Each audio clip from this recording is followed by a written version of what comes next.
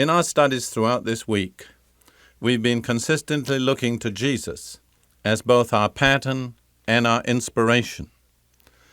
We've seen that the commitment to do God's will was the motivation that brought him down from heaven to earth, that it shaped and directed the entire course of his earthly life and ministry, and that it culminated in the sacrifice of his own body on the cross. In my closing talk today, I'm going to show you how we can apply this pattern of Jesus to our own lives. I want to suggest to you that there are three main steps in applying the pattern of Jesus. The first step I would describe this way: will to do God's will.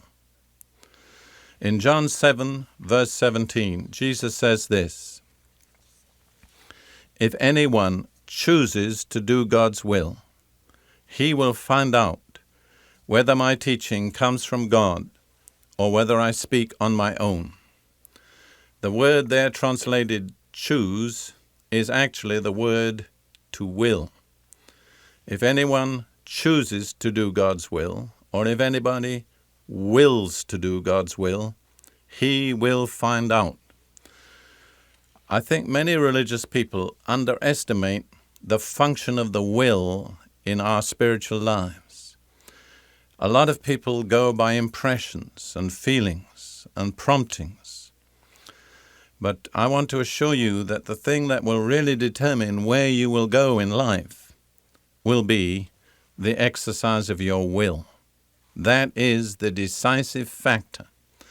You can't lead a right life if you don't will to lead a right life.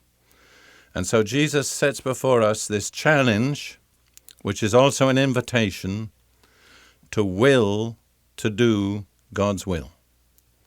And without that, it'll never happen. It'll never happen by just inspiration or by wonderful preaching or by somebody praying for you.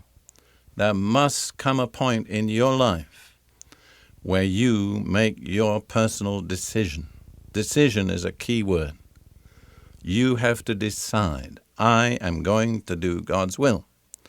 Jesus says, if anyone wills to do God's will, he will find out whether my teaching comes from God.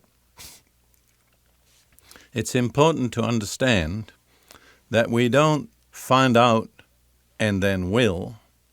We will and then find out. A lot of people have got the order wrong. God, show me the whole thing. I want to understand first, and then I'll decide to do what you tell me. No, that's not how it works. I've said more than once, God does not scratch an itching intellect.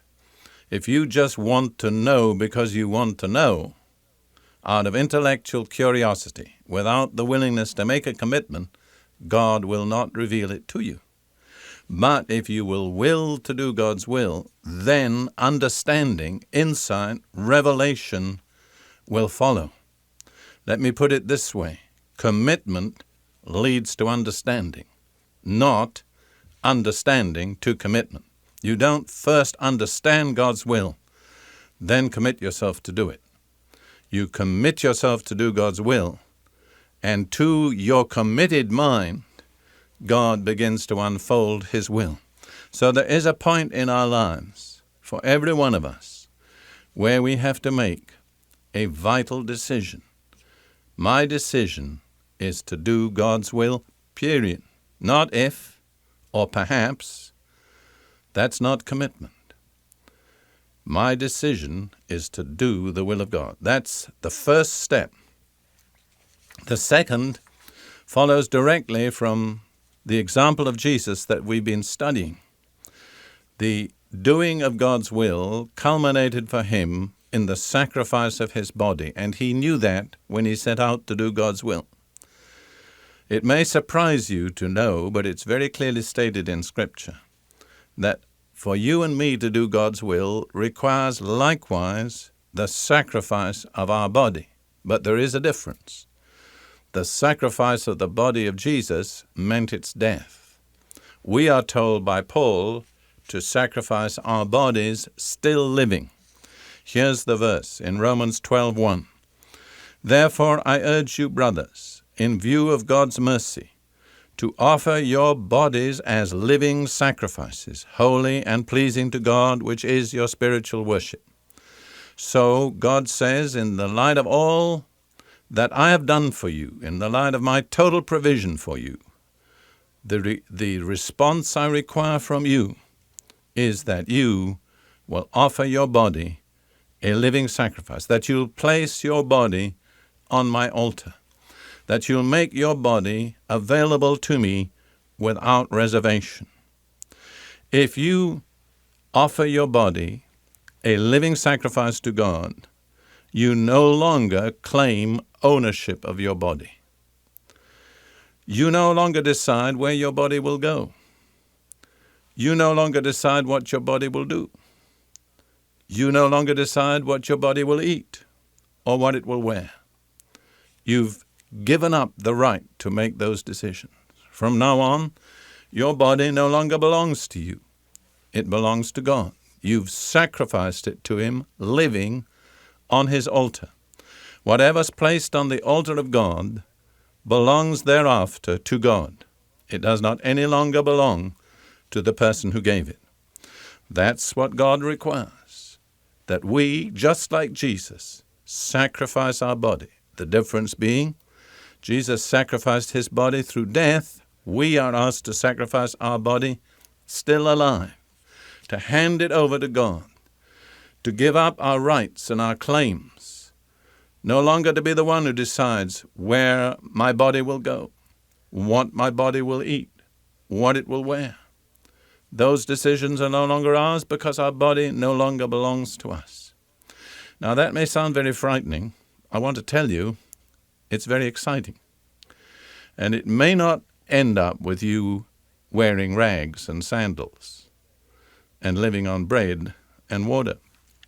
God has got all sorts of ideas about what He might do with you and your body, but He's not going to tell you until your body belongs to Him. You've got to commit first, then understand. Now we come to the third step. You've offered your body as a sacrifice to God. What follows? Paul describes it very clearly in the next verse of Romans 12, verse 2. Do not conform any longer to the pattern of this world, but be transformed by the renewing of your mind. Then you will be able to test and approve what God's will is, His good, pleasing, and perfect will. So once you've made that decisive step of handing your body over to God as a living sacrifice, something happens in your mind.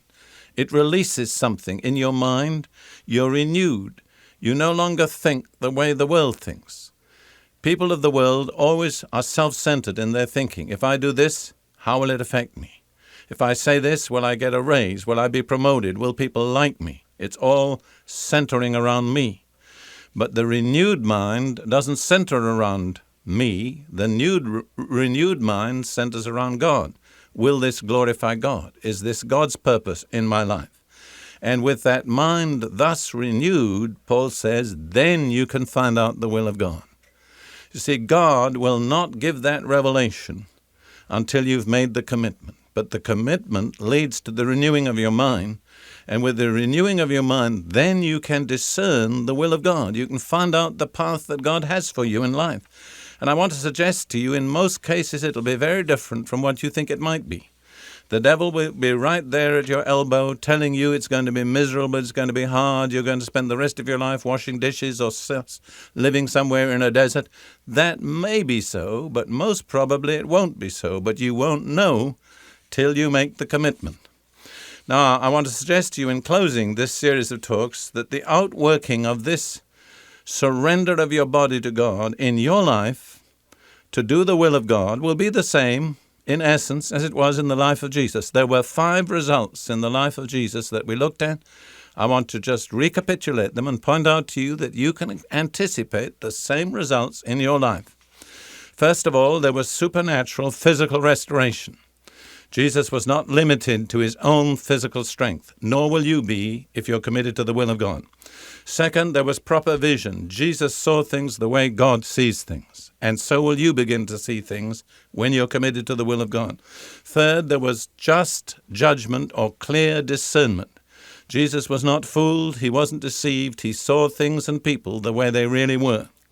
Fourth, Jesus became a channel of life to a dying world. And you and I can be, likewise, channels of life when we're committed to do God's will. And fifth, Jesus said, I've glorified you on the earth. I've finished the work you gave me to do. If we will commit ourselves to God and his will, and to finish it with all our heart, we too will be able to glorify God on earth. Now, if my messages this week have touched you, you've got a new vision of what it means to do the will of God, may I suggest to you that you make a personal commitment yourself